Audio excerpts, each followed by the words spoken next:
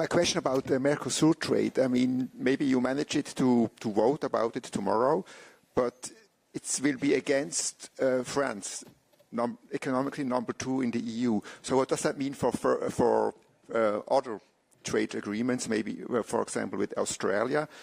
Agriculture export will be a huge topic there also, but how can you this strategy of diversification with trading partners when one big countries or even more are against more agriculture imports into the EU, because this country will always say we want to export to the EU. That's for an agreement. Thanks for your question. Happy New Year, everyone. It's good to be back. Look, there's a few things I would like to point out in response to your question. The first is that, and you've heard me say it from this podium before, the European Union's agricultural priorities are front and centre in every trade negotiation we make, every single one. What does that mean? It means in every single trade negotiation we push as hard as we can to get the best possible market access for our world-leading agri-food exports. And we have succeeded in doing that to the tune of an agri-trade surplus of 60 billion euros per year. I don't think that statistic can ever be repeated enough. So I'm going to say it again. Because of the priority we place on opening new agri-food markets for our farmers, for our agri-food exporters, we sell 60 billion euros worth more of stuff than we buy from our partners around the world. That's an astonishingly successful statistic by any economic metric. The second point is that when it comes to our more sensitive agricultural sectors, there too we negotiate like hell. What do I say when I mean that?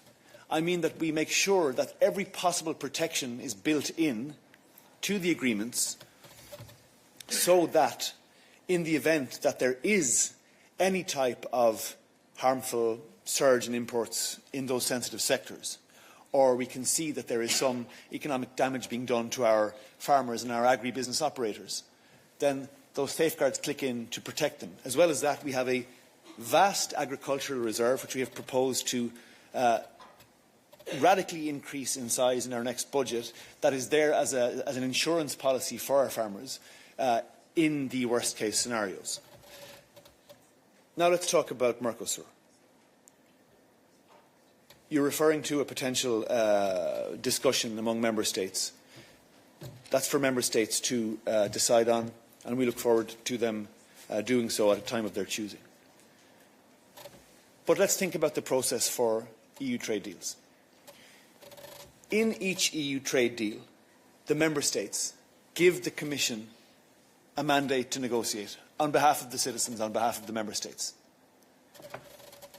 Next, when the Commission concludes political negotiations for a trade deal, that is then voted on by member states, voted on by the Parliament, in full democratic procedures, according to democratic procedures that were decided on by the same member states and MEPs.